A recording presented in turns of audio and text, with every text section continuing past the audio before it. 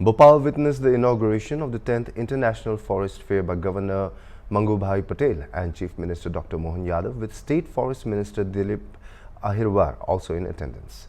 The event celebrates Madhya Pradesh's rich forest wealth, which comprises 31% of the state's area, making it a leader in biodiversity, including tigers, leopards and cheetahs.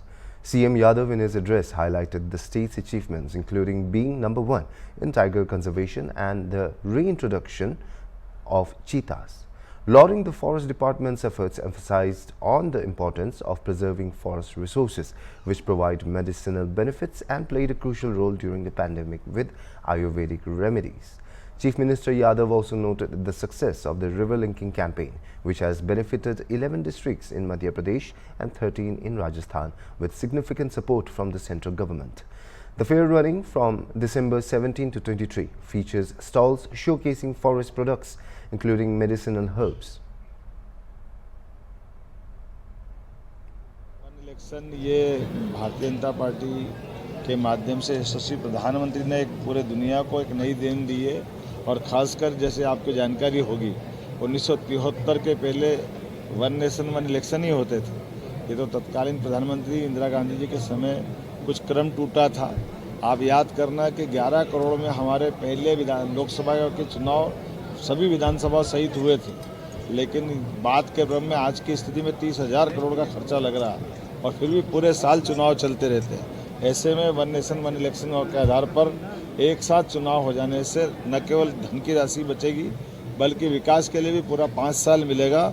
ये अच्छा प्रस्ताव है और अभी तो ये इसकी अगले चरण की कई सारी शुरुआत हुई है। माननीय प्रधानमंत्री जी ने आज जिस ढंग से अपनी बात कैबिनेट के बाद इस प्रस्ताव को संसद तक पहुंचाया है, उम्मीद करेंगे जल्दी से जल्दी पास होकर के आने वाले लोकसभा विधानसभा चुनाव में ये अपने देश में लागू हो जाए। प्रसन्नता है यशस्वी प्रधानमंत्री के द्वारा मध्य प्रदेश और राजस्थान को लेकर के ये भारत का नहीं दुनिया का हमारे लिए नदी जोड़ो अभियान की पहली शुरुआत हुई, जिसमें मध्य प्रदेश के 11 ज़िले और राजस्थान के 21 ज़िले, दोनों ज़िलों को मिलाकर के लगभग 6.5 लाख हेक्टेयर ज़मीन का तो हमारा सिंचित रकबा बढ़ेगा और पीने के पानी की व्यवस्था 11 ज़िलों के अंदर कई सारे गांवों के अंदर ही बड़ी सौगात मिलेगी। इसके माध्यम से मुरैना, श्योपुर, शिवपुरी, गुना, राजगढ़, उधर शाजापुर, देवास, इंदौर, उज्जैन, आगर इत्यादि ज़िलों में इसका बड़ा लाभ मिलेगा। ऐसे 21 ज़िले राजस्थान के कुल मिलाकर के अगले चरण में फिर केन बेतवा नदी जोड़ों में माननीय प्रधानमंत्री हमारे बीच आने वाले हैं, जिसके आधार पर हमारे बुंदेलखंड के लगभग 11 ज़िलों के अंदर दोबारा एक नई रोशनी आएगी और पूरा क्षेत्र पानी से सरसब्ज होगा और उसका लाभ मिलेगा। अच्छी बातों से आपत्ति होती है, कांग्रेस को ये बातें कहाँ सुहाई है। कांग्रेस के कष्ट ये कि कांग्रेस कभी अच्छी बातों में ध्यान नहीं देती।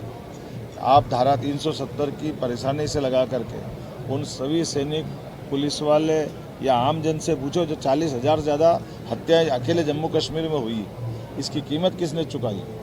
डॉक्टर श्यामा प्रसाद मुखर्जी हमारे एकमात्र ऐसे नेता थे जिन्होंने नेहरू जी के मंत्रिमंडल को मंत्री पद को लात मार कर कहा था कि ये बहुत गलत राह पकड़ी है आज़ादी के बाद, इससे बचना चाहिए था। लेकिन दुर्भाग्य के साथ कहना पड़ रहा, लंबा देश ने इसका दर्द सहा है और अब यशस्वी प्रधानमंत्री के नेतृत्व में न केवल जम्मू कश्मीर, अभी आप देखो ये चुनाव हुआ, अन्यथा चुनाव में कुछ 60% 70% वोट डल जाए, 3% वोट